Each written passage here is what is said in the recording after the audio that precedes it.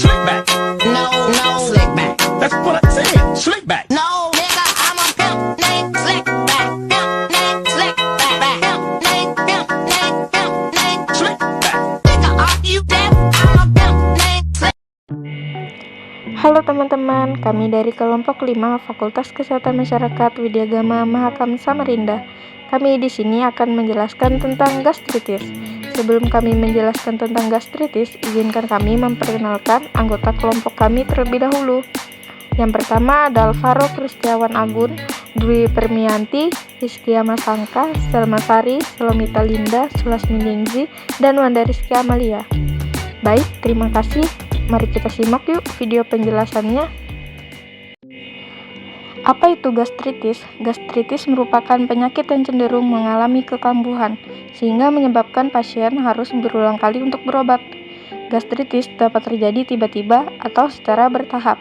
Kebanyakan kasus gastritis tidak secara permanen merusak lambung, tetapi seseorang yang menderita gastritis sering mengalami serangan kekambuhan yang mengakibatkan nyeri ulu hati. Gastritis akut merupakan suatu peradangan permukaan mukosa lambung. Etiologi gastritis. Gastritis terjadi karena peradangan di daerah dinding lambung. Dinding lambung terbagi dari jaringan yang mengandung kelenjar untuk menghasilkan enzim pencernaan dan asam lambung.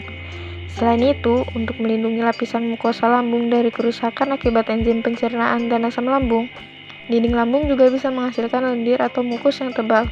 Kerusakan mukus pelindung ini bisa menyebabkan peradangan pada mukosa lambung. Kerusakan mukus pelindung disebabkan oleh hal berikut ini.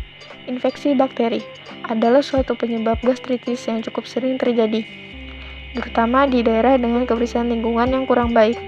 Bakteri yang dapat menyebabkan infeksi pada lambung dan menimbulkan gastritis cukup banyak jenisnya. Namun yang paling sering adalah bakteri Helicobacter pylori. Selain dipengaruhi faktor kebersihan lingkungan, infeksi bakteri ini juga dipengaruhi oleh pola hidup dan pola makan. Faktor resiko gastritis. Yang pertama ada usia resiko. Usia resiko terkena gastritis umumnya meningkat seiring bertambahnya usia. Pada wanita, kondisi ini biasanya terjadi di kisaran usia 45-64 tahun. Sedangkan pada pria, gastritis lebih sering terjadi di atas usia 65 tahun. Lalu ada konsumsi obat pereda nyeri, seperti aspirin, ibuprofen, atau naproxen. Dalam jangka waktu lama diyakini juga bisa memicu timbulnya gejala gastritis, baik akut maupun kronis. Pasalnya, terlalu sering mengkonsumsi obat pereda nyeri jenis ini dapat mengikis lapisan mukosa yang berperan untuk melindungi dinding lambung dari asam. Lalu ada konsumsi minuman beralkohol. Secara berlebihan, tidak hanya obat pereda nyeri, terlalu sering mengkonsumsi minuman beralkohol juga dapat mengiritasi dan mengikis lapisan dinding lambung, sehingga menyebabkan terjadinya gejala gastritis. Pencegahan gastritis. Beberapa upaya yang dapat dilakukan untuk mencegah terjadinya gastritis adalah sebagai berikut. Yang pertama, menghindari tidur setelah makan. Yang kedua, mencuci tangan dengan air mengalir dan sabun untuk menghindari infeksi bakteri. Yang ketiga, membatasi asupan minuman berkafein dan beralkohol. Yang keempat, berkonsultasi dengan dokter sebelum mengonsumsi obat pereda nyeri. Yang kelima, menjaga berat badan ideal.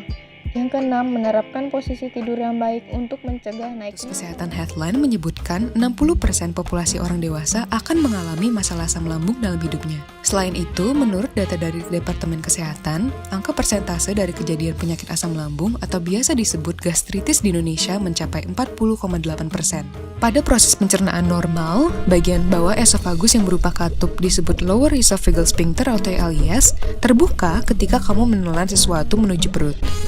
Setelah makanan masuk, secara otomatis otot tersebut akan kembali menutup untuk mencegah makanan dan isi dari dalam lambung naik kembali menuju kerongkongan.